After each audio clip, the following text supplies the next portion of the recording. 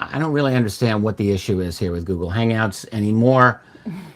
It's a seems like conspiracy. I don't know what it is. It seems like there's something new going on, and I don't know. So yeah, we're really really perplexed. Anyway, look, let's just jump right into it.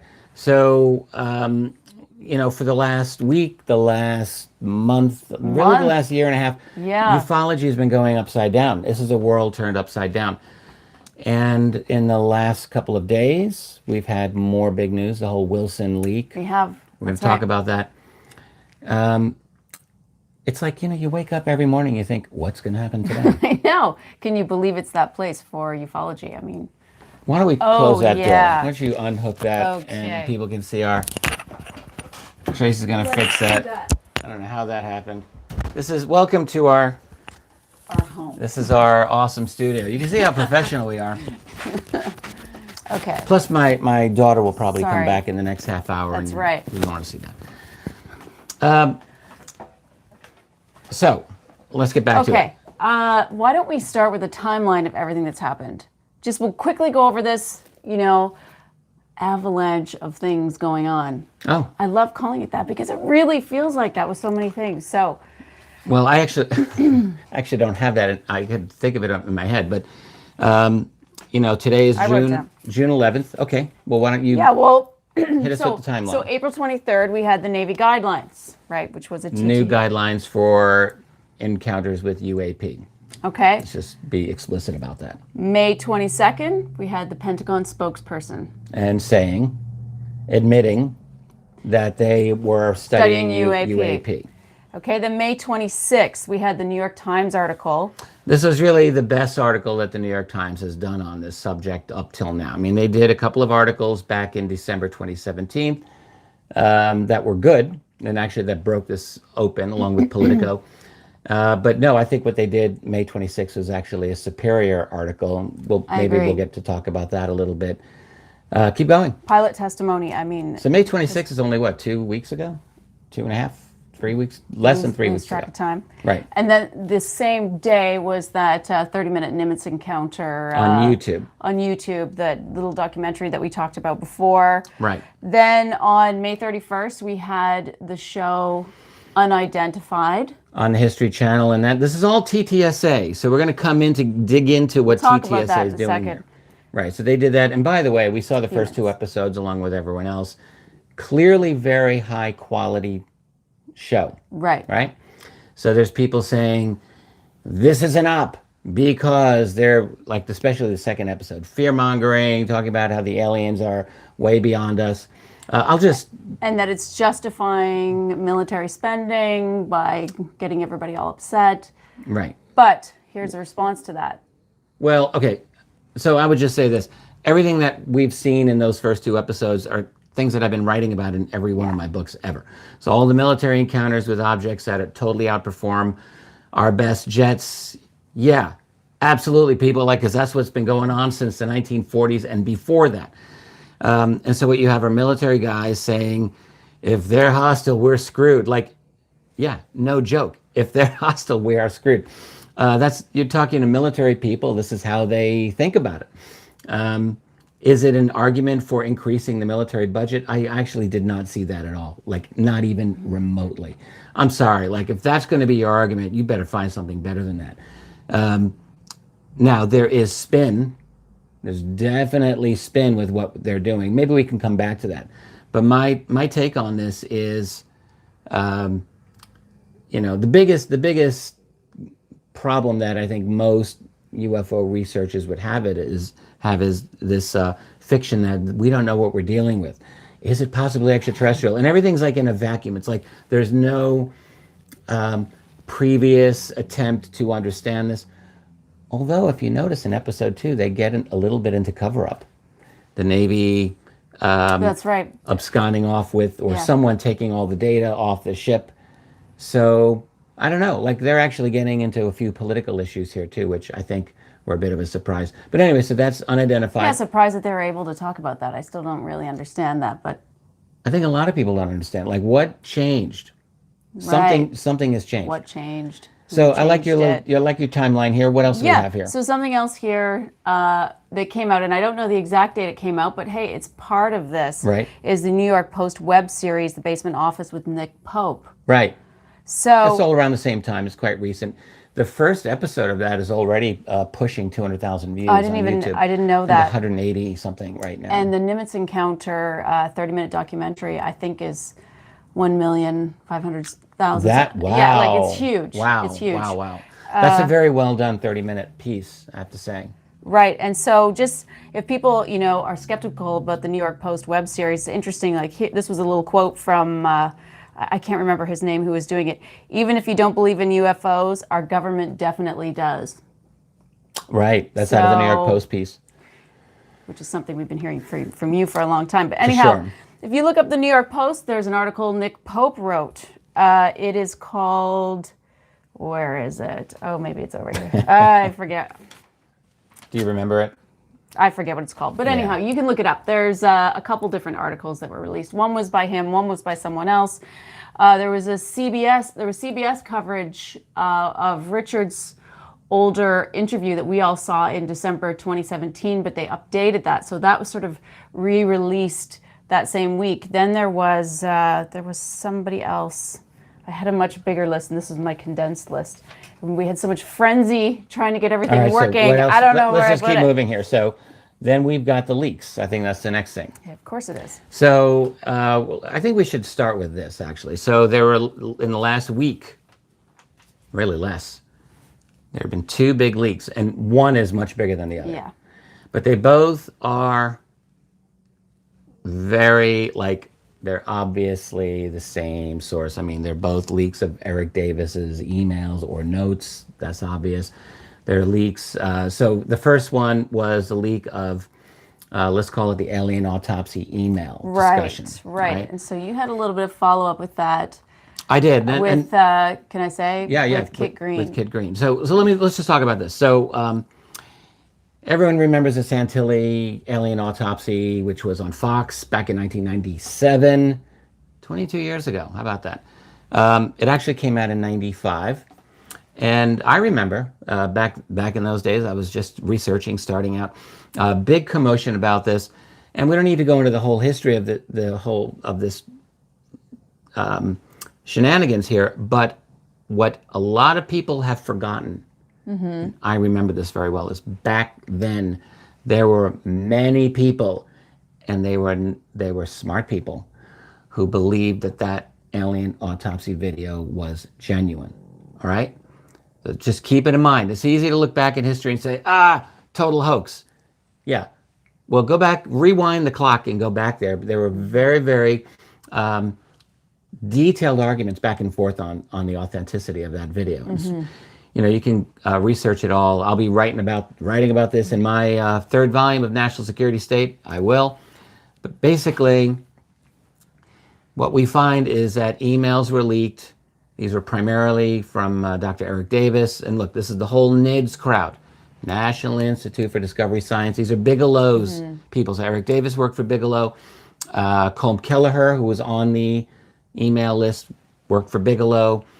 By the way, they did very good work for NIDS. If you really want to go into their history, they did a whole thing on the big black triangles back in the 90s. They did a huge amount of research into the Skinwalker Ranch, obviously, and they did a lot of other things. Some of their research I actually took some issue with, but overall I think they applied best they could the rigor of science to some fringe issue that no one else was doing except Bigelow. So good for them. Anyway, you got Eric Davis, you've got Colm Kelleher, you've got Hal Puthoff, he's involved in all of this. And Kit Green, Dr. Christopher Green, scientist, doctor, CIA intelligence officer, retired by then, I believe. And they're talking about Kit Green's assessment of that Santilli film. Now, and he was saying, that's real. And he was adamant. And this is what leaked out. It's really fascinating. Because I will tell you, I've spoken on a few occasions with Kit Green, and I've corresponded with him a few times. You're not going to find someone who's much more intelligent than Kit Green, like anywhere. He's an extraordinary man in his intellect, in the way he thinks. He used to give briefings, science briefings, to President Ronald Reagan. So that's the quality of this man. Okay. So the point is, he said, that's real. Now you could say, okay, well, anyone can get something wrong. But then in the emails, he said, I was briefed 3 times on the matter of UFO/ET/crash retrieval/whatever. 3 times. Said first was an official briefing at the Pentagon, 1981. Mm-hmm. All that one said was, yep, this is real. They didn't get into crash retrievals. They didn't get into abductions. The second one, he said, was an unofficial briefing, but still quite involved, apparently, in 87 or 88. And that briefing, and this all came out in these leaked emails, Kit Green said that he was shown autopsy reports and autopsy photos of the body that looked identical, he said, to what was in the Santilli video. Now, all right, that's where your head's supposed to spin, because the Santilli video surfaces in 95. Now, how much time, I don't really know when Ray Santilli was supposed to have begun work on creating that video, but I'd be really surprised if it was as early as 1987, 88. Mm-hmm. I mean, maybe, seriously, but I don't know. And if that's the case, what are those photos doing in the Pentagon? Right. In 87, 88. Right. In an attempt to brief Kit Green and what? To fool him? And that's what so I did a back and forth email exchange with him that day when all of this was breaking. And like, he was not happy, all right? Understandably. Of course. And he says, look, this was 20 years ago. We've known for years that those are fake. I'm like, okay, great. They're fake. So what's up with the pictures you were shown in 1987? Can you please explain? And honestly, I don't have a good explanation from him. And I even asked Hal Puthoff, and he didn't. No one had a good explanation for me on this. So what is the deal? If Kit Green was shown these photos in 1987 or 88, and they are identical to the Santilli body, we got to start from square one with this whole thing. All right? Was Ray Santilli working with the Pentagon to create a fake? Or I know there's going to be people out there to say, it's not a fake, it's proof that it's true, but Kit Green is saying they lied to me. Mm-hmm. So there is a story here, guys, and we are not even close to getting this story. Right. All right, we are not even close to getting this story. So anyway, that was one leak. Just one leak. Then the big one. Yeah, the Wilson leak. That's right. Now, did you want to ask me a couple of questions? Yes. You have them lined up. I've got a lot of things I want to say about this. Okay. But you can lead me through. Okay. Now, I just want to say, I've been reading some comments, and of course we get emails, and it's very fuzzy. I don't know what's happening. Don't worry about that. But let's work our way through. So I've tried to incorporate some of your questions and your feedback. So this is it encapsulated. So we all saw the broadcast on Saturday about the Wilson leak, what you did. Oh, my live stream. Your coverage of it. But people are wondering, why did you not say the origin of the documents, for example? What is your background around this, and how can you be so confident in its authenticity? So yeah, those are all good questions. So the first one was, I was asking, why did you not tell the origin? Oh, well, okay, a couple of reasons. One, I don't know every single detail about how it came out. So that's one thing. I'm not part of that little clique that's involved in doing this. I've known about these documents for 12 years, all right, or this document, because as I have said publicly many times, I've given lectures, talked about this, talked about the Wilson meeting, because I learned in 2007.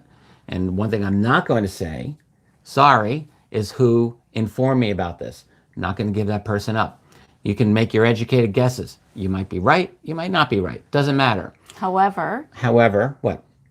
Are we anticipating that information coming out? Well, if I get permission from that person, sure, I don't mind. But who told me in 2007?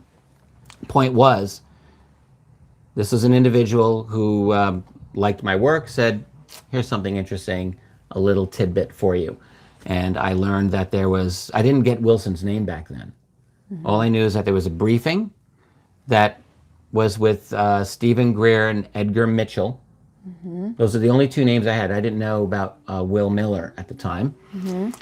And that they briefed someone very important in 1997. This individual did not tell me who that person was. But this person showed me 2 of those 15 pages. All right, back in 2007. And the main thing that I will never forget was the phrase, not made by man, not by human hands. Now, I don't hold anything back from the public. Like when I learn something, I try to share it, and I've shared that. But I didn't have the document to back it up. Mm-hmm. I didn't, and, so there was only so far I could go with it. And you couldn't say, obviously, who gave it to you, who no, let you see and it. I will not. Right. So that's what I had. And so I've known that this is real. Like I know. And then, of course, Stephen Greer writes his book, Hidden Truth, Forbidden Knowledge. Now, there's a lot of information in that book. And one of the things he does is he talks about that meeting, and he throws out the name, Thomas R. Wilson. He outs Wilson. So when I saw that, I was like, go back to my source. I'm like, oh, so it's Wilson. And he's like, yep, it's Wilson. So then, and I've talked about this too, but I'll just mention it here. I followed up to confirm this meeting. I contacted Edgar Mitchell. Mm-hmm. Got an absolute confirmation from Mitchell that meeting happened. I'm like, okay, good. I contacted Stephen Greer, although I didn't get him directly. He was busy. But I did get his associate, who said yes. But of course, Greer wrote about it. Like you didn't really need to. Right. So you've got Greer, you got Mitchell. And then I found Wilson. I found his contact info. And this is the only time I've ever done this. I did an ambush interview on this man. Because it was the only way that I would really be able to get to talk to him. So I told him I was doing research that had to do with the United States Navy and his time in the Navy. I didn't even have anything specific. And he was willing to have a phone interview with me. So as soon as I got him on the phone, I told him up front who I was and what I was researching. And before he hung up, because he was ready to hang up, I said, and you're in a book by Dr. Stephen Greer that talks about you. So that got his attention. I bet. And he demanded that I read the passage of the book. And basically the passage just says that Greer went in to meet with him to discuss black budget programs dealing with reverse engineered alien tech that were rogue, that were deeply privatized, and that, government officials needed to get on top of it. Mm-hmm. Which, by the way, Greer's entirely right about that.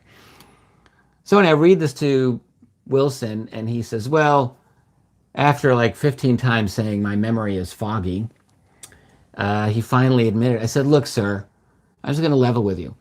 I've got 3 sources that have you at that meeting, and I know you were there. And he said, oh, yes, I did the meeting. And the only reason I had the meeting was because an astronaut, Edgar Mitchell's caliber, was interested in this subject. I was curious. Like, no, I know that's not true. But anyway, and then he said, everything else in there is poppycock. And that was actually the word he used. And then he abruptly hung up the phone. He said, I have another engagement. I have to go. A big switch from when we started the phone conversation. He had been very engaged. He'd been very... And right, I mean, put yourself in his position. Like there was nothing he could have done. Right. Like I knew this. And actually, I felt bad because reading even back then, mm-hmm. I could tell he was upset. And I could tell he was upset that this was a rogue, privatized group. And he was upset that his legal authority to oversee that program was being denied.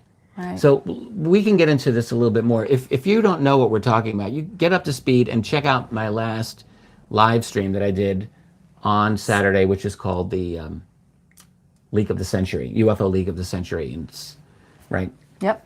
So the basic thing is that all happened. So you wanted to ask how do I know this is true? Yeah. Well, I've kind of gone over. I mean, I talked to Edgar Mitchell. He said it happened. Stephen Greer said it happened. We've got the date, April 9th, 1997. I got Wilson blowing up on me on the phone. I said that's kind of a confirmation.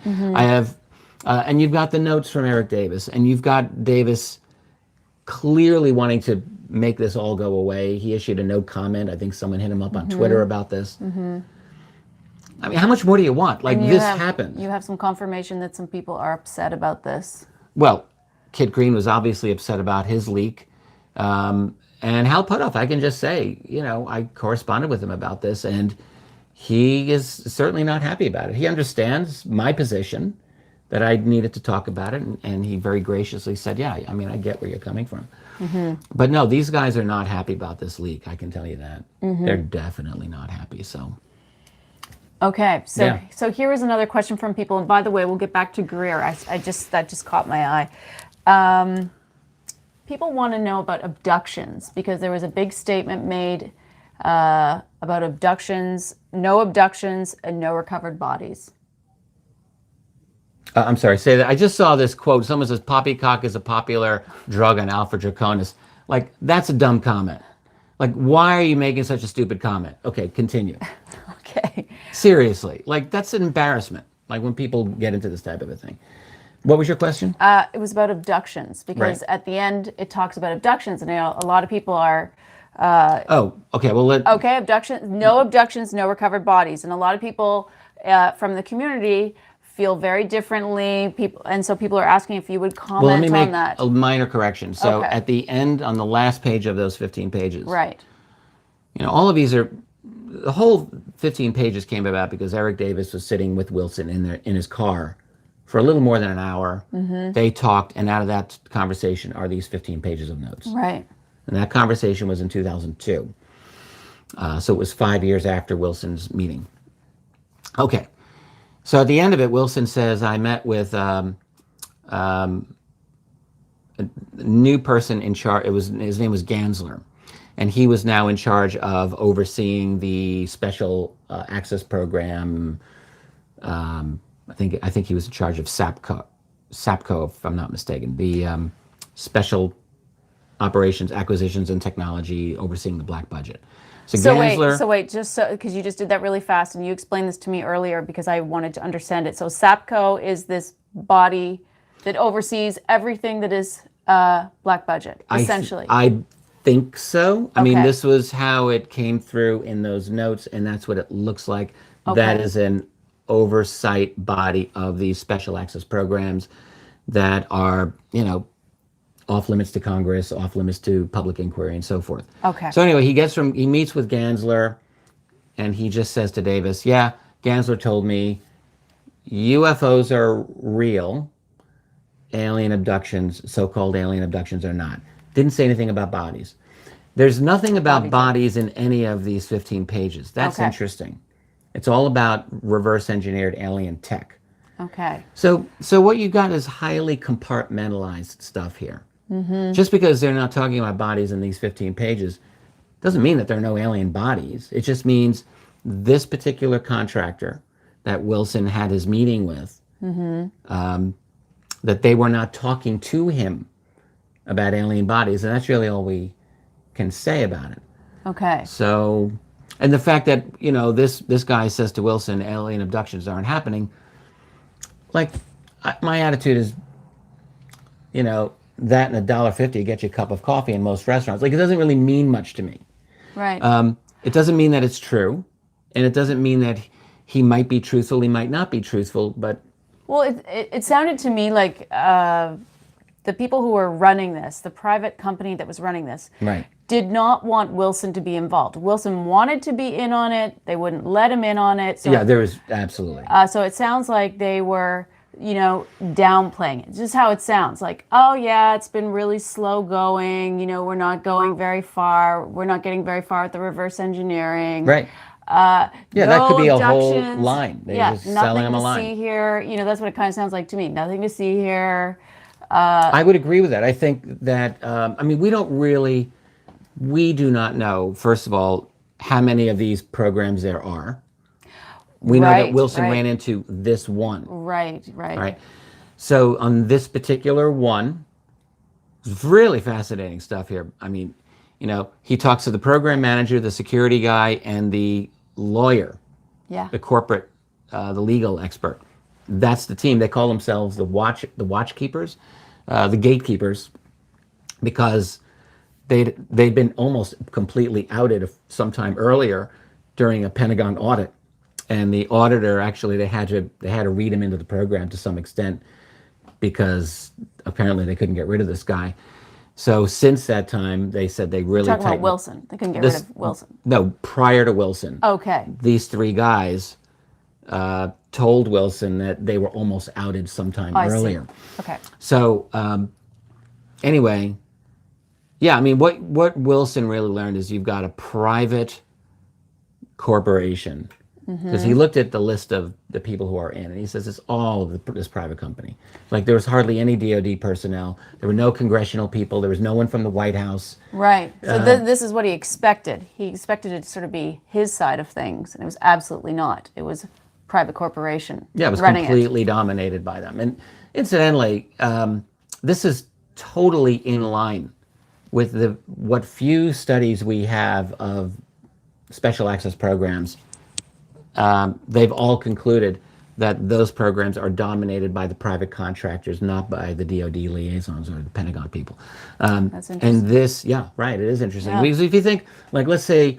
I was surprised to find this out. I mean, I'm not surprised in hindsight, now that I kind of understand, but I was originally thinking this was all sort of military control. If I'm the Pentagon and you're Lockheed...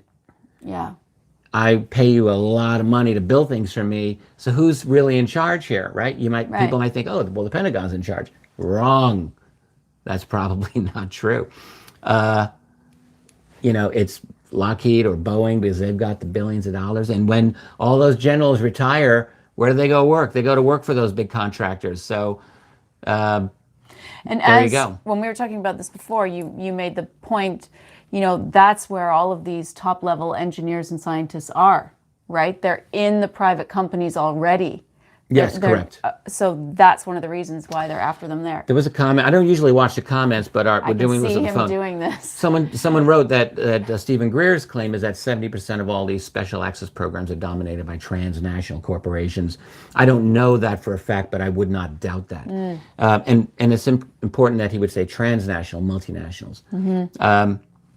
Now, what I would assume is that they're dominated by American defense contractors like Lockheed or Raytheon or Boeing, which would have a lot of multinational investors. I don't know if they would qualify. I mean, they're fundamentally American, but anyway, it's definitely true that these special access programs are dominated by the private companies, and we see that in these Wilson notes written by Eric Davis.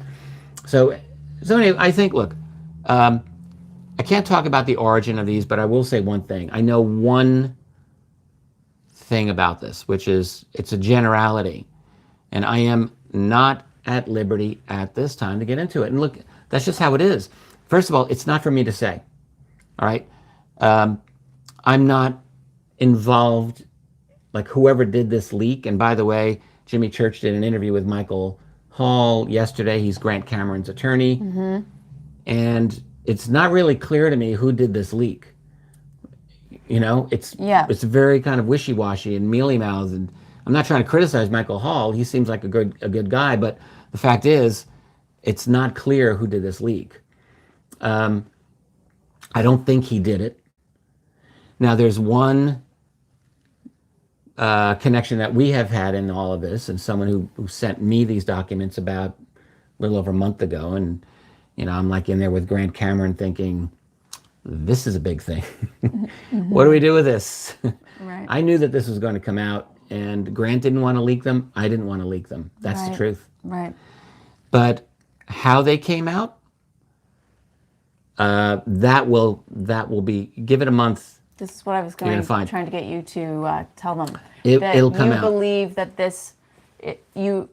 believe this is going to come out. Yeah, it's absolutely going to come out. And if they don't make it come out, I'll say something. But what I'll say is this: when people learn how this came out, they're all going to go like, that makes sense. Like, this isn't CIA, this is not a TTSA thing. That's complete nonsense. And someone, I think, said, oh, well, this was created by Ron Pandolfi. This is That's right, yes. What a load. Absolutely not true. There's no way, man. Not a chance. I saw these documents back in 2007. I saw 2 pages. And I'm just going to say, I wasn't being played. Everything, and you've got everyone supporting the validity of this. Greer said he was there. Mitchell said they were there. Wilson said they were there. Wilson acknowledged the meeting. So you're reading something up there? Yep. Yeah. So that's what we can say about the Wilson docs for now. The big picture of this, I would say to people who are interested in it, is take a few steps back, read those 15 pages carefully. All right. I did my best to give an overview the other day. And by the way, it's not just as a video. On our website, Richard Dolan Members, I have the whole thing in article form. So everything I did on the live stream. And it's up there under free content, so everyone can access it. There's no paywall there. So, because what I do with those Saturday live streams, if people aren't aware, is I write them out. So I write them every morning before I go live, and I just, because I want to have a nice statement, whatever that is. And so I did that with the Wilson memo. And so I just have the text of that, and I just posted it on Richard Dolan Members, and anyone can read it. I put all the images and visuals in there. So you can just go through it. If you prefer to read rather than listen to me going blah, blah, talking about it, read it. Read the article. Right. And did you put a link to where the documents are in there? I know did, yeah. I know we have one also on Saturday's live stream. I believe it's pinned to the top. I think it is. I can see you reading these. Well, there's a lot of irrelevant questions in there. Like someone, keep it relevant, okay? Someone said the Imgur link is broken. If so, I've got the entire thing on my site, on Richard Dolan Members. Every one of those documents is, I copy them, I put them up there. I took them right from the Imgur site. Okay, see, comment, it seems like this is very deliberate timing, no matter which way you look at it. Deliberate timing by whom, though? Well, I don't know. For this to be leaked, we have all of these things that we talked about at the beginning of the show, one after the other, after the other, after the other, after the other, right? Including the show Unidentified. It's all happening at once. All of these things at once. I just want to say one other thing. And then we have this. Someone says Richard is either cannot or will not speak about this. Like, look, just like hang on. Give it a little bit of time. There's all kinds of things that I've encountered in my career doing this that I can't speak about right away. Yeah. That's just how the world is. If any researcher were simply to repeat things that are told to them in confidence all the time, no one would ever speak to them. Right. Right. So like, understand how the world is here. That's right. You can't blow their trust. Right. And I'm not going to do that. So don't ask me to do that. I'm not going to do that. But what we will do is we will make sure that this all comes out, and you won't have to wait for it. And it doesn't even matter. Just understand. This shit is real, okay? The documents are real. Deal with it. And just like use your analytical ability here. Like, read the documents. Understand what's going on. Of course they're believable.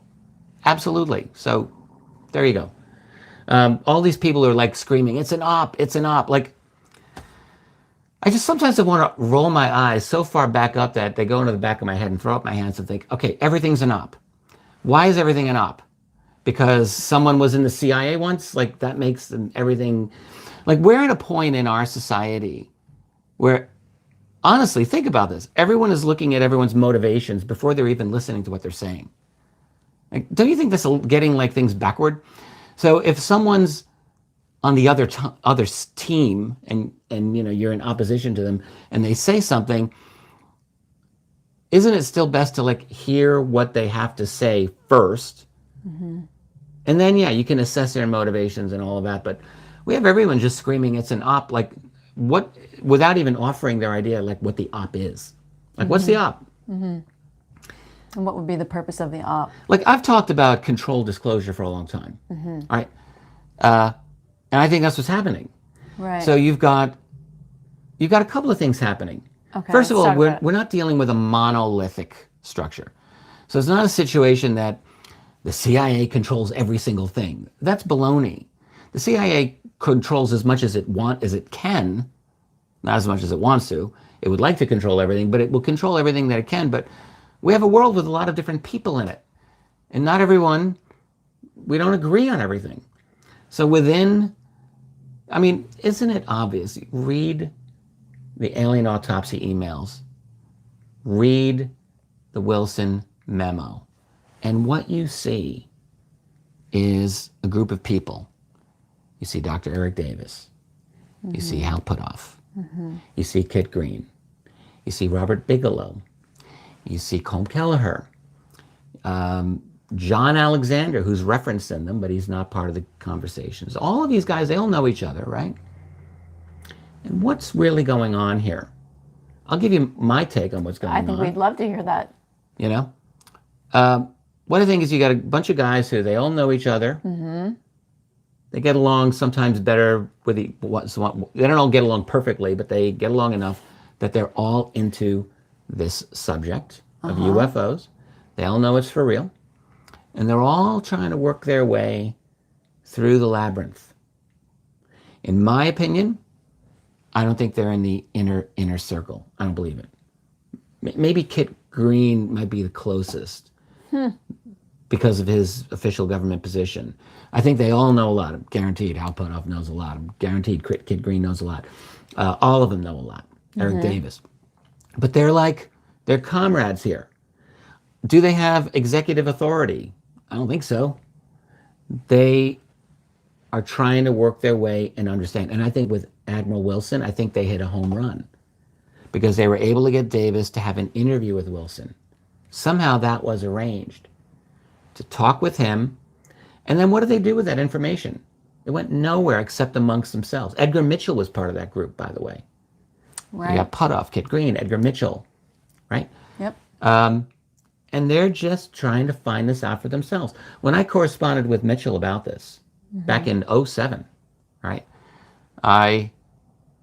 Believe me, I was pushing for as much information as I could get. And Mitchell did confirm that they had the meeting with Wilson. And I said, well, what was the follow-up? And Mitchell, we liked each other, but I wasn't part of that little club. Right. So he wouldn't tell me. All he said is, Wilson said he would look into it. Right. And it was very obvious to me that Edgar Mitchell really didn't want to talk to me about this. So... And I'm sure he couldn't talk to you about this. We talked about other things. Like Mitchell did tell me multiple times that he knew for a fact that there were programs, deep black programs, to study alien tech and alien bodies. Said this more than one time to me. And, he obliquely mentioned some of the ways that he got this, but he didn't give me the details on this meeting. So what you see is a group of people trying their best to figure this all out. That's really what you see. And they had good connections, so they're able to make certain things happen. That's what you got. I think the only one of that group that I know I have known pretty well would be Hal Puthoff, and that's absolutely my assessment of him. But you're not saying this is just for full-on curiosity. I mean, this could be for other types of gains as well, but but you just don't think it's an op. No, I don't think it's an op. I think, everyone wants to make money. So and everyone wants their legacy and they want things for their family. So it's very possible that these guys, and I'm only speculating because I really don't know. Right. But, like Hal Puthoff, he dropped a bombshell a year ago with his amazing lecture dealing with the retrieved artifact and the studies of this, dealing with metamaterials. And so with his company, Earth Tech, do you think it would be shocking that he would want to segue that into some kind of lucrative opportunity? No, and I can also see that if you are this high-level scientist and you do happen to believe in a phenomenon like this, you would be interested to know and get your hands on any crazy technology that's out there. I mean, that would 100%. I would assume that would just be in your nature, that you would want to see and know the craziest tech that was out there. Right. So this is why all of these and other reasons are why I'm quite convinced that these 15 pages of notes are genuine. They are what they appear to be. It's quiet notes written by Eric Davis in the aftermath of his meeting with Wilson to Hal Puthoff and Edgar Mitchell and whoever else is quietly on the list. I'm sure Bigelow's got it. I'm sure Kit Green's got it. That crowd. Right. That's the crowd. That's the center of gravity. Right. Now, the real question is, how much power do they have? They certainly have some influence. You can call them a faction. Mm-hmm. And at this point, they probably brought it, like people like Chris Mellon of TTSA are part of it, and Steve Justice. Like that whole TTSA group, I think, is really an extension of this original group. And I think they've kind of become TTSA. So maybe we should talk about TTSA. Yes. You have other things well, I'll come back to the other things because I promised we would talk a little bit about Greer. But yeah, let's talk about TTSA because there's been a lot about Elizondo lately, right? Oh, someone says my hand gestures are triggering the autofocus. Thank you for that. So I'm going to keep my hands down. Okay, good. Look, my mom's side of the family, we're all Italian, man. So this is what we do. We move our hands when we talk. Well, I'm going to keep it below the table. And this is, you can't see this, but I'm moving my hand around. You can do that. That's good. That's what we're going to do. All right. Yeah, this isn't the usual system that we have. Obviously, we were trying to get try everything, every computer, every phone to get this going earlier. So we ended up with something we don't usually use. Anyway, and I guess we have this going on. Okay, but yes, so hands down. Let's go all TTSA. Yeah, Elizondo. So what is the deal with Elizondo? They came out and made a statement about him. Can you talk about that? A little bit, yeah. I mean, a week ago, we were at Contact in the Desert. I'm walking by Jimmy Church's table, and he's like, Richard, can you comment? Pentagon just said Luis Elizondo never worked at ATIP. And I hadn't heard this. So this is all new to me at the time. Yeah. And I was like, oh. And my attitude then, which is the same as it is now, is just because a Pentagon spokesperson says something doesn't mean I'm going to take it to the bank. I would have a hard time thinking that Elizondo was making all of this up. So maybe there's another story here. Not to mention he's making it up, but we were just we were just watching Unidentified, and I mean he is saying it all over the place. I mean, if he was, that would be a really embarrassing backpedal. But still, I want you to go on about. Someone mentioned the Intercept article, and that's a good place to do this. That was a terrible article. The Intercept, you normally expect good work out of them. These are the people who gave us the Snowden leaks, and they got Glenn Greenwald, and I'm a big admirer of Glenn Greenwald. And the Intercept, so you come to expect good journalism, and the Intercept put out such an embarrassingly bad article on Luis Elizondo that I thought, the author of that piece clearly knew nothing, and I mean nothing of value about UFOs. So they bring this guy in. And what is it? It's such a sad thing when you see alternative media, like politically engaged media, like The Intercept. Mm-hmm. And yet, when it comes to UFOs, they're just like everyone else. They know nothing, and they embarrass themselves with bad journalism. So really, all that article did was repeat Christopher Sherwood of the Pentagon's statement. And there was only one, other than the snark and the cynicism that pervaded that sad piece, really an embarrassing piece. But the only fact that came out was that there was an alternative statement that did support Elizondo being an ATIP. So you're left with two contradicting statements. For me, my attitude is, you're not going to make me jump on this statement, this little bandwagon calling Elizondo as being a fraud. I think that's ridiculous. Let's wait a little bit. Like, seriously, can we just wait to get the facts lined up? And I'm very skeptical that he was not part. Now, we do know that there are multiple of these UFO programs. I mean, we got that in the very first piece that the New York Times ran. Like they said, yeah, there's evidence that there's more than one of these. Of course, there's more than one of these. So, there's definitely confusion about this, and we got to answer these questions. But everyone loves to rush to judgment. It's like, let's chill out, chill. Yeah, there hasn't been any follow-up on that statement. So didn't you tell me Open Minds did Yes. their own debunking of that whole claim? Yes. I So mean, they're I did not supporting- see it firsthand. I did not All hear right. it firsthand, but one of our members had mentioned that. That Open Minds essentially was defending Elizondo, is what? Yeah. Yeah. Right. Yeah. Well, so I haven't seen that either, but yeah, just wait it out. So that's Elizondo, but the rest of the TTSA narrative, like, let's just talk about the big, like, everyone loves to argue about TTSA. So they've made some major screw ups. I got to keep my hands down. Let's just talk about that. So, from rolling out their first press conference with the Mylar balloon photo, Right. hand, face palm. That's a face palm moment, right? So that was dumb. There's no excuse for that. And then, of course, the very unsatisfactory interview that Tom DeLonge did on Joe Rogan. People like to talk about that, where he really couldn't answer anything and sound credible. Rogan just ate him alive. You're going to go on Rogan, you've got to have your game on 100%, because that man doesn't play around. Right.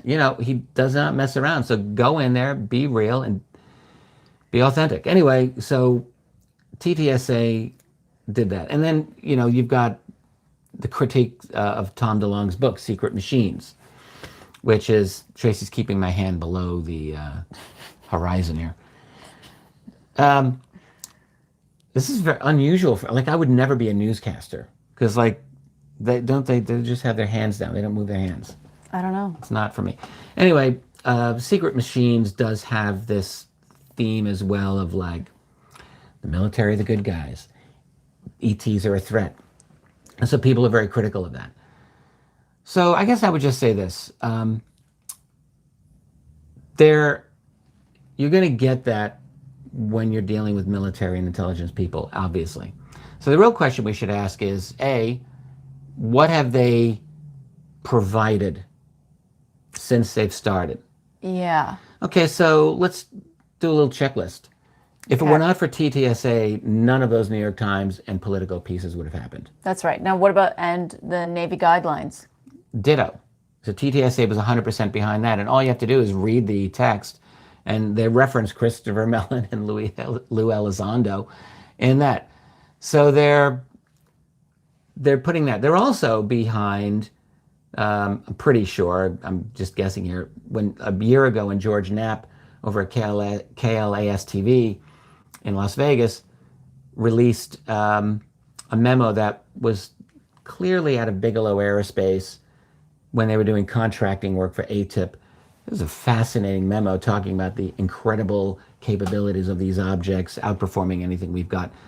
I'd bet dollars to donuts that was a TTSA. But we don't know, but yeah. But yeah. And then, of course, TTSA was clearly behind the last New York Times piece. Yeah. There's a lot of information there. In other words, if those didn't come out, we would be in a totally different place in the public realm in terms of this UFO conversation. Right. So no matter what you believe about it, they are triggering an avalanche right now. Yeah, they are. And, love them or hate them, but they're doing it. Right. And, the reason I'm not going to be a TTSA hater, I'm not going to hate on Hal Puthoff. I'm loyal to him in a professional manner and as a individual. I've had heart-to-heart conversations with him. And I'm just going to say, I believe his integrity. And that's all there is to it, in my view. So the other guys I don't know personally. But, yeah, I mean, what I see is they've, and the TV show. Yeah, let's talk about the TV show. Unidentified. I've done some of these types of TV shows. So like you can just identify, there's a tone. There's an artificiality to all of these shows. I love it when Elizondo and Tom DeLonge are driving in the car, going off to meet Kevin Day. Right. Like as if they've never spoken to him before. Right. I wonder he's a new witness. What does he have to say? Like, obviously they know everything he's going to say. They've talked at great length about this, but the TV show creates this kind of fiction. But where also they're investigating. They're like figuring it all out. Right. But also, as we've talked about before, they are not speaking to the super educated UFO audience. Right. They are clearly speaking to the skeptic and the people who are hearing this for the first time. Yeah. So we all have to hold our breath on that. I mean, that's where it is. Yeah. I mean, that's right. Everything they've put out, everything that the New York Times has written about. I mean, it's not. There's some new cases in there for sure, like the Tic Tac UFO encounter. While not technically true, because it had been written about back in 2007 on Above Top Secret, actually, to some extent. Not in all the detail that we have now. But, I mean, the New York Times gave us the Tic Tac case, basically, for all intents and purposes. And they gave us the 2014, 2015 Navy encounters off the East Coast. That's important. But fundamentally, it's not like these revelations have given us, like researchers, new information. Right. I mean, no new revolutions. But what matters is that they have changed the public tone of the conversation about UFOs. Right. And they have actually opened this up. So like the next time you go to meet your family in family reunion, you want to talk about UFOs, you can reference That's right. this New York Times pieces. By the way, you can also reference the Wilson leaks. Like there's stuff that's coming up, but the TTSA part of it is not insignificant. Well, I think the Wilson leaks, for a lot of people who are, skeptics or they're just entering in, that's a little advanced. I don't think they're going to understand the gravity of that right away. Right. Whereas everything that TTSA is doing, again, is speaking to a new audience. Yeah. It's speaking to us too, but it's talking about, the New York Times articles, Unidentified, they're all really blowing out the Nimitz encounter because they have such good witnesses, right? They've got radar operators, they've got pilots, and they've got people in intelligence. They have this huge amount of information and testimonial, and this is the perfect kind of case to bring in this large spectrum in all these different formats and bridge more people. I would say, yes, everything to what you just said, yes, absolutely. What we have with the Nimitz encounter, like all of the detail that we have, it's actually an incredible amount of information. Yeah. It's now become one of the best documented UFO cases anywhere. Yeah. Anywhere. Right. So, we've gone, and again, look, you want to hate on TTSA, they are responsible for that. In my view, they are responsible for bringing out all of that information. And say what you will, but that's valuable. I'm going to say this one other thing about Stephen Greer. You wanted to get back to him. Well, wait, I just want to say, it okay. really depends what our end goal is here.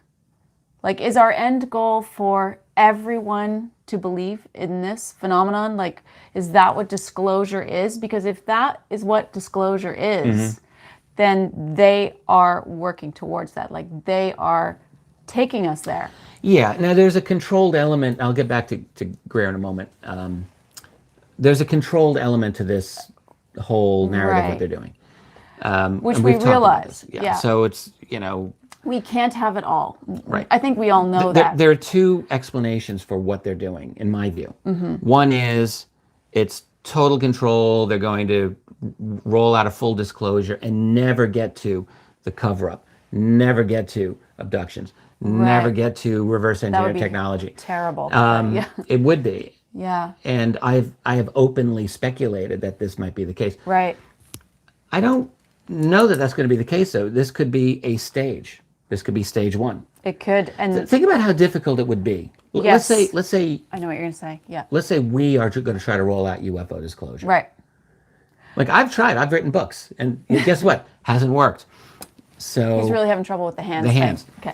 So let's say that we're part of a team, Uh-huh. and we're not the innermost circle of people, but we're pretty well connected, and we believe in doing this. So how Right. would we do it? How would we talk to a skeptical media, skeptical scientific community? How would we introduce this subject? This is like I was saying in one of our other shows. I can easily think about this when I was in academia not too long ago, and I was trying to talk about these subjects, and I had to edit what I was saying. I had to You got to hold be ultra conservative. right. I had to hold Right. things back. I couldn't talk about abductions. No way. They just want what they can hear. Yeah. So please go on. But It's baby steps. right. Really is what it has is. to be. So that's another way to look at it. And actually, after looking at episode 2 of Unidentified, I have to say, like, I was surprised that they got into all of the cover up of the information about the Nimitz encounter. The confiscation of the data. The fact, and you think about this. We've talked about this before, but this is hard to understand how they can talk about this. But yeah, but they did. they did. I know. So back in '04, this is several years before ATIP was supposed to exist, someone was absconding off with UFO data. That's right. So obviously there was some organization that was involved in researching this and forwarding the data. Well, and monitoring and tracking it, Yeah. because as we know, they showed up immediately on Princeton to confiscate these That's right. hard Instantly. drives. So anyway, the fact that they mentioned this on the show, I thought, that's interesting. That was surprising. Yeah, that was really interesting. surprising. I just want to also mention, because you've talked about this before, how there's this rebranding and how everyone's talking about UAP Yeah. instead of UFO, and you're concerned about that because if we leave UFO behind, we leave behind all of the history. So one thing I noticed when we were watching the show was Elizondo was very frequently saying UFO. It was. I think He it was at was. the end of the second episode he said UAP. Correct, yeah. But I was surprised all the way through he was saying UFO. They were all saying UFO. Mellon and Dolan, I think they were all saying UFO. So that was interesting indeed. Yeah. Yeah, they were doing that.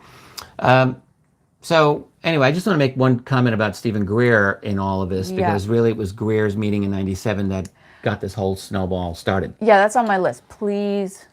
So Greer, Stephen Greer and I don't know each other very well. All right, we've had a couple of interactions over the years. I think we're very, very familiar with each other. There have been things that he has done that I have not supported. And yet I have to say this, there are things that he's done that have to be acknowledged.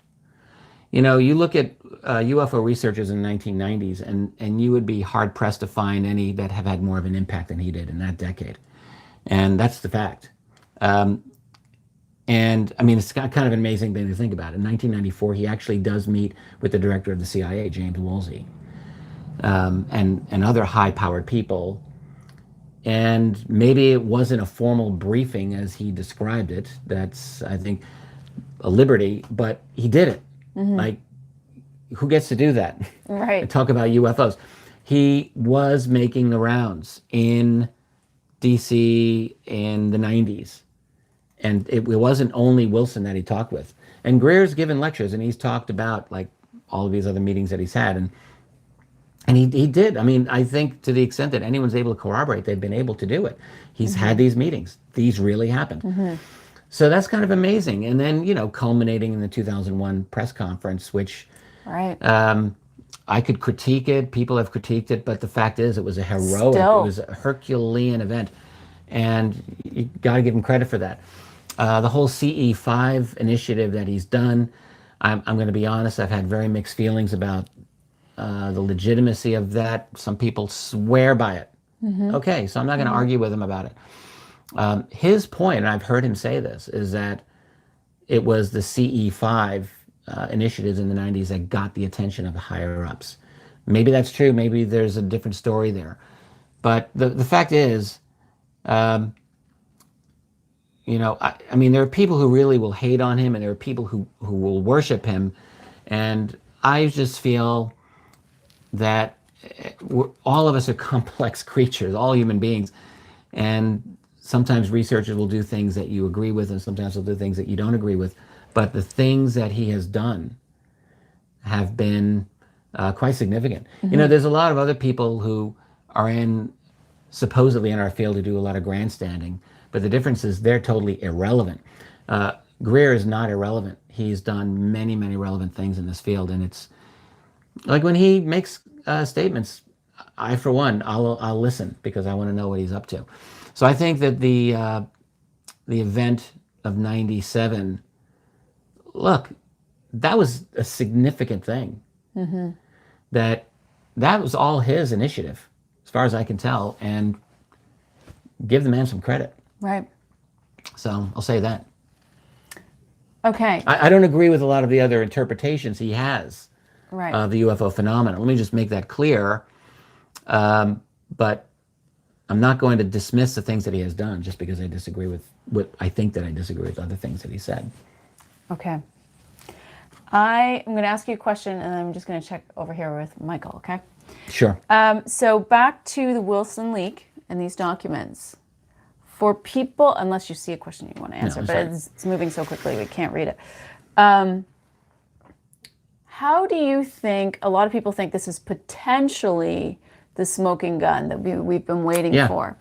But how is this going to impact the general public and then the conversation with the general public? Is it going to change it, or is it too far above their No, heads? it will. Like what, It's going to have an impact. how? But you got to, everything, it's like, takes time. It's going to take time to have its reverberation in the culture. Right? The mainstream media has no idea what to do with this. I don't think they're even aware of this yet. But I'm telling you right now, this story, it's not going away. It's going to continue, and it's going to become more powerful, not less powerful. People will continue to talk about this. And it's going to make it into, this is going to break through. It's too significant a claim. Right. And I can tell you right now, if a mainstream journalist wanted to try to dismiss this and debunk it, they would be torn to pieces by logic and by evidence and by analysis. Like, they would make themselves look like fools. So the best that they could do if they wanted to kind of debunk the UFO subject is avoid this altogether. If they engage in this leak, there's no other way. Like, this leak, in my view, leads in one direction, and that direction is in, good grief, this stuff is real. And by the way, I want to say this about the Wilson leak. It kind of blows apart the controlled disclosure narrative that's been going on, which is that we don't know what they are. Sure you don't. Right. Sure you don't know. This series of notes shows crystal clear. And, you know, Wilson was deeply upset over what had happened. And look, this speaks very well of him. Like, all of these guys who have leaked out, Puthoff and Davis and Wilson, they shouldn't be upset about this. In my view, they should own this, and they should open up a bottle of champagne and celebrate. You know why? Because... Hands hands down. Posterity I'm is sure going to they're look back saying on easy this. for you to say, but yeah, go on. Yeah, it is easy for me to say. I'm not involved in it, I understand, but you see this from the point of view of posterity. Wilson comes across pretty well in this. I'm just going to say, he was deeply upset. He's a Navy man. He's a company man for the Navy, obviously, but he's got a code. And by the way, his code is that things are supposed to be legal. In his position as J2 for the Joint Chiefs, it was apparently under his legitimate authority that he should have been having some oversight over those programs. Right. And he brought this up with these program managers, these private contractors. I'm fine. And they blew him off totally. Yeah. And, Greer was right. When Greer goes to that meeting and he says, you got rogue organizations, like runaway secrecy, Yeah, that's spot on, exactly right. Wilson learns this, and it was upsetting to him. But here's the thing: they threatened him, um, with his career. They said, "Look, if you want to fight this is his superiors. Uh, you're going to lose a couple of stars. You're going to get an early retirement, and you'll never become director of the DIA. Like your career's done." And so they really had him. He could have become a whistleblower, yeah, but at great personal cost, and not everyone wants to do that. So, but now it's out, and now it's time to own that. Right. It's the only way to move forward. So I'm sure the only way if the media is starting to come on board, the only way that they're going to be able to bridge this again is sort of the Nimitz encounter way. And then this would probably be another wave. Like, even though it's happening simultaneously for us, this would probably be a wave that's a little farther down. Oh, the Wilson notes, like Yes. that'll be later. Right. Well, it will come later. It's like when you get someone gets a mortal wound, seriously, and nothing happens for a while. Right. But it works its way It will in. come back. And I don't know that this is the mortal wound. Let me just say that for UFO secrecy, but I don't think so. this is not going to go away, and it will only increase in power. So people are always asking, why now? Why now? What is the significance of right now? Is something going on? I wish, go back to some of the lectures I gave 10 years ago. I was talking about this in 2010, and I said, look, we're in a period of history where things are speeding up. And that's the big picture, is that history is speeding up. We've got internet, we've got social media, where everyone's communicating now. Everything's digitized. This leak could not have happened 20 years ago because we weren't digitized in the same way. We weren't all connected in the same way. We are now. So things are speeding up. And you're going to see more of this. And I don't have inside information on any of these other leaks. So let me just say that. But we're in an era where leaks are part of our infrastructure. That's why WikiLeaks exists. WikiLeaks couldn't exist 20, 30 years ago because we didn't have the infrastructure to support them. Well, we do now, and they exist because they're able to exist. And it's the same with UFO leaks. So I was predicting this a decade or more ago, frankly. And I didn't know when the tipping point would come, but I knew it would come. So I do think we're in an era right now where things are speeding up. It's funny, I don't know when it was, I gave an interview, and I'm not going to mention even the person who I gave the interview with. It's almost embarrassing to look back, but I gave an interview with someone, and I was pacing back and forth in my downstairs office on the phone. I'll never forget this. And he's asking me one question after another. And then it comes to, when's disclosure going to happen? This was probably around 2010, I think. And my answer was, I don't know. I have no idea when disclosure is going to happen. It could happen in 20 years. Maybe it'll happen next year. Maybe it'll be in 5 years. Who knows? And then this guy wrote a headline the next day. UFO historian Richard Dolan predicts disclosure in, I think he said like 5 years or 10 years, whatever. And I just cringed, of course. Yeah. What's funny is now that was about 10 years ago, and here we are. And Right. maybe it'll happen.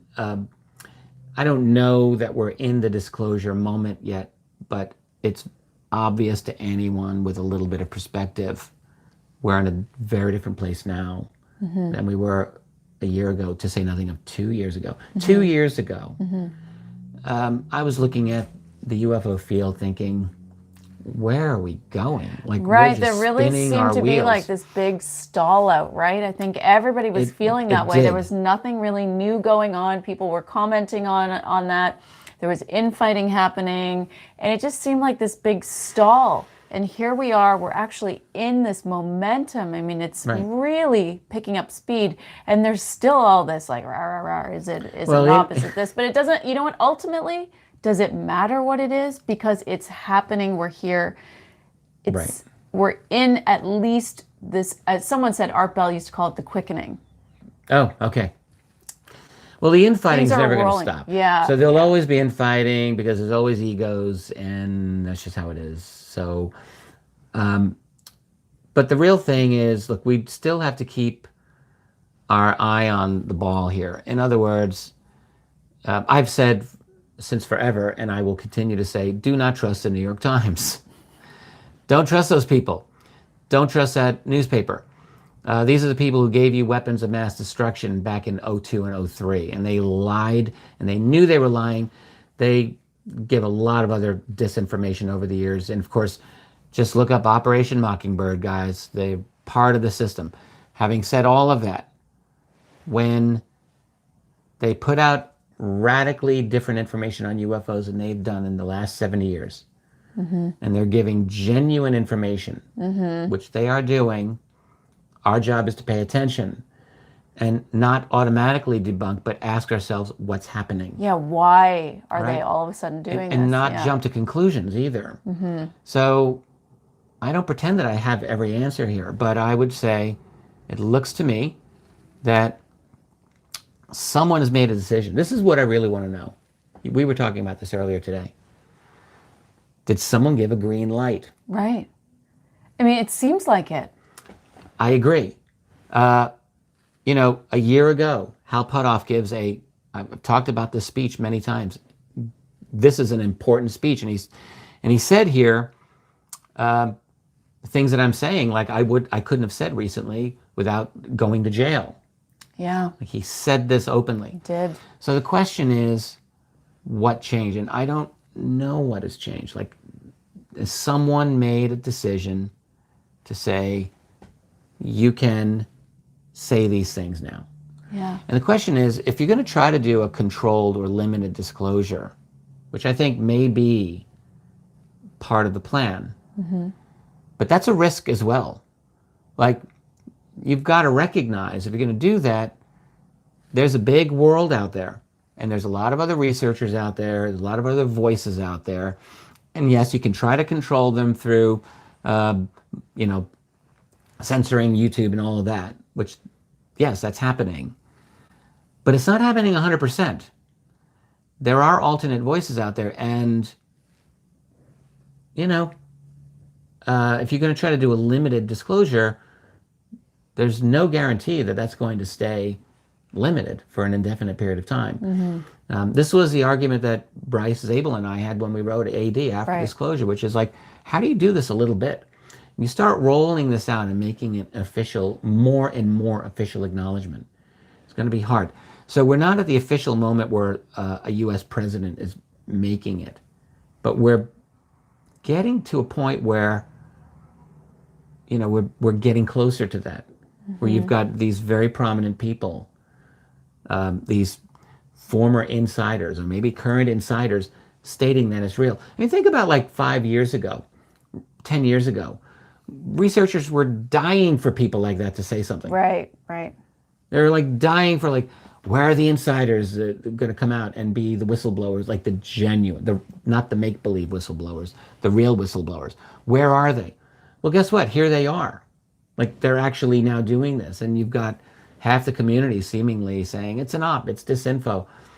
Well, if you're going to call it disinfo, then get your game on, get your A game on, and really tell me and tell other people how explicitly it's disinformation. Like, I would like to hear how people argue this is. What I'm seeing is spin, which is not the same thing as disinfo. What I'm seeing is an agenda, all right? Everyone's got an agenda. And we need to know what that is. But meanwhile, let's take the win, man. Let's take the information that they're putting out there, because learning about the 2014, 2015 Navy encounters off the East Coast, that's a win. Definitely. Learning everything we've learned about the Tic Tac UFO encounter, that's a win. Take the win. So there's good things happening, and the ball's moved further down the field than it was before. And it's not going to move back. So we need to see how far we can take this. And, you know, I don't know, and I don't think anyone out there really knows what the full end game is going to be. We've all got our opinions. And I would just say the best thing we can do is just stay alert and, know when we're being lied to. But I'm not seeing lies yet, Right. like that are coming out of this. So when there are lies, we got to call it out. And when there's a very, very limited perspective, yes, let's correct that perspective. So you got these military guys saying, like Kevin Day says on the Unidentified show, if they're hostile, we're screwed. Right. So people have interpreted that as a commercial for the national security state. Yeah. I actually don't interpret that way, because having gone through hundreds and hundreds of military UFO cases, I can tell you this is exactly how they think. And by the way, it's exactly how they should think. You don't want members of your military saying, Right. oh yeah, what's the big deal? UFOs, who cares? Right. Like, you don't want that. Yeah, and we were both saying as well when we were watching that, if there is something like that, and they should be responsible for it, and they should be thinking this way. We were talking about David Jacobs' research. Yeah, right. Let's just say, we don't take that as the end-all, be-all, but he has got some compelling research that we are certainly interested in. Hell yes, he does. And for people who aren't familiar, he's talking about a takeover. David, yes, there's a very good interview I did with David just last 2018. Go find it. It's very good. He's very good in this. And, he's got his books, Walking Among Us and The Threat and others. But so even if there is a chance that his research has any accuracy at all, like even if there is one faction of a species that's interested in us in that way, right.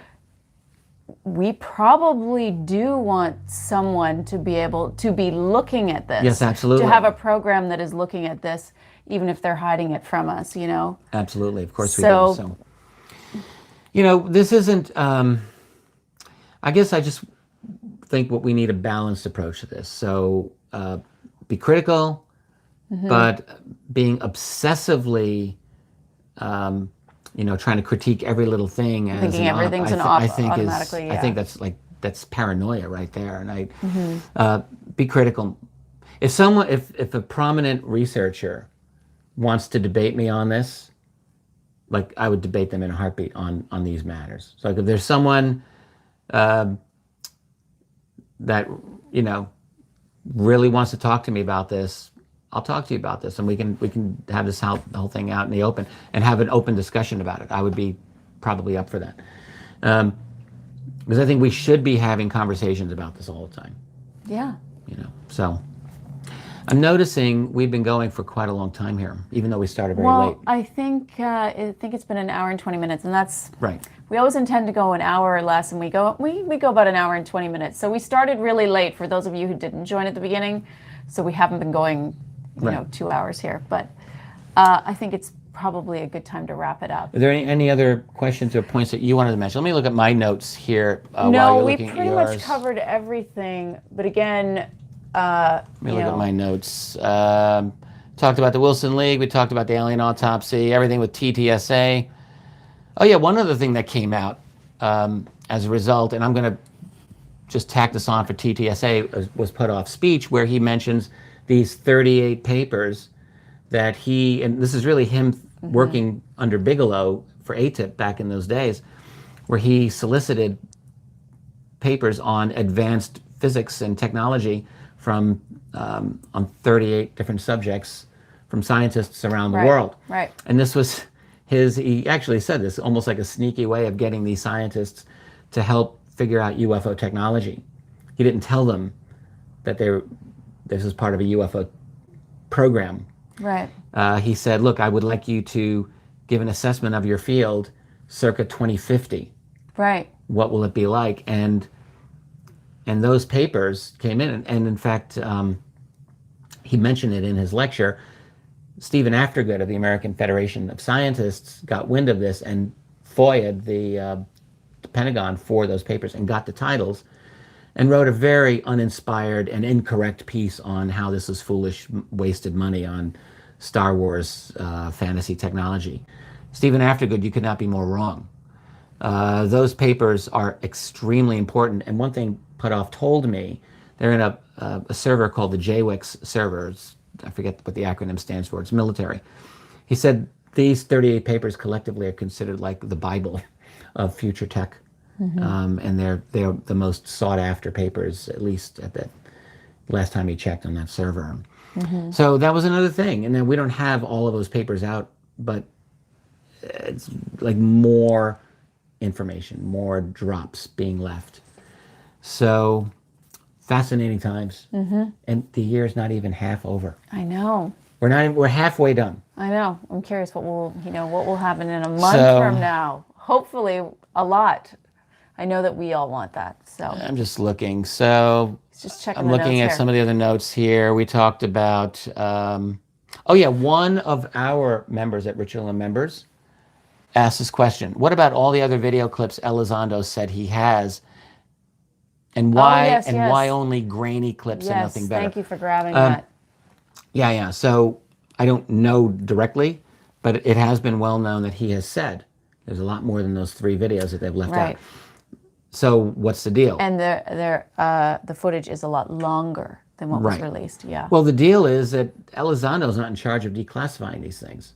Right. Like it's not his call.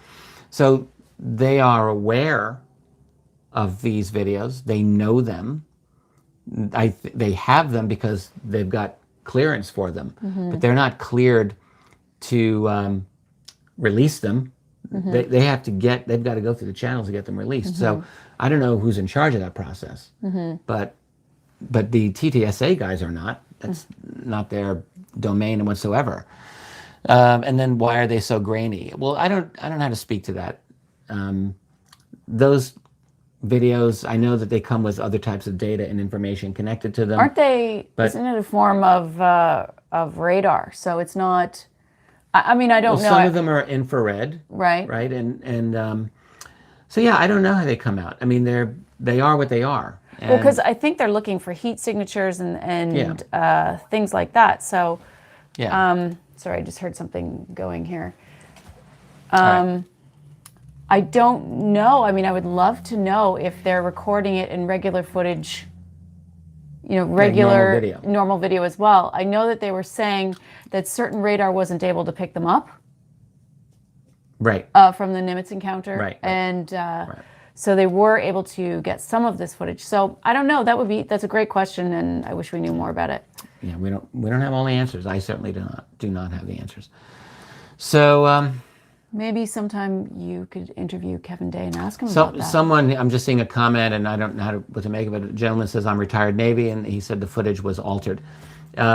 Maybe when the Pentagon releases these, they are trying to hide some sort of information. Right. I don't know. Altered in I would just ask, altered in what way? I mean, do they change it to a negative? Do they, Well, I don't think they do that, but I don't know how they. Well, I was just saying, altered in what way? We don't know.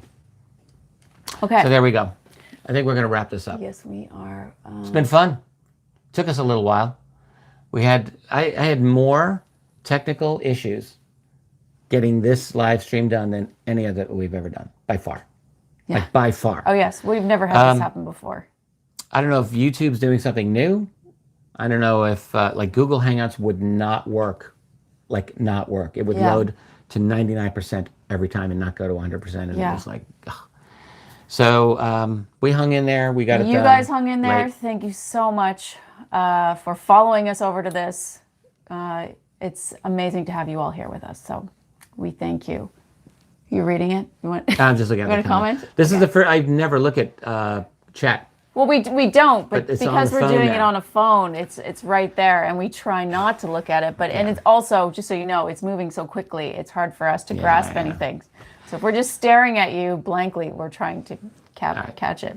We should wrap this up. We should. This has been a lot of fun. Really appreciate it. Thank you. You've been great, and I'm glad that we get to do this together. You make it easier for me to going back and forth on this. So I actually appreciate that we're able to do this. I love doing this too. Yeah. So good. And again, just want to thank all of you for being here.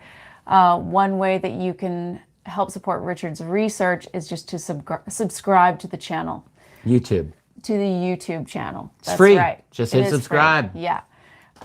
We hope you all have a wonderful night. And anything else you want to say? No, that's Hey, it. everyone jokes about our 20-minute wrap-ups. It's so true.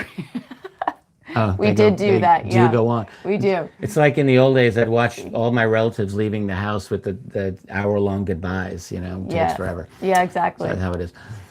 Anyway, this has been great. Lots going on. I have no doubt that we're going to continue working all of these themes in the next few weeks and months. You know, like a couple of months ago, we were going to do an intelligent disclosure on the Frederick Valentich case in Australia. Yeah, we've been putting that off for weeks and weeks and weeks. It kept getting bumped. Stanton Friedman died, and then we had the Navy UAP guidelines.